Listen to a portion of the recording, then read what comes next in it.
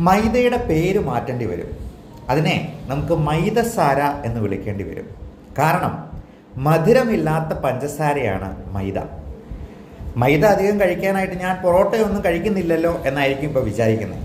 പക്ഷേ നമ്മൾ പോലും അറിയാതെ മധുരത്തേക്കാൾ കൂടുതൽ ഗ്ലൈസിമിക് ഇൻഡെക്സ് ഉള്ള മൈദ നമ്മുടെ ഉള്ളിലോട്ട് കടക്കുന്നുണ്ട്. എങ്ങനെയാണെന്നല്ലേ?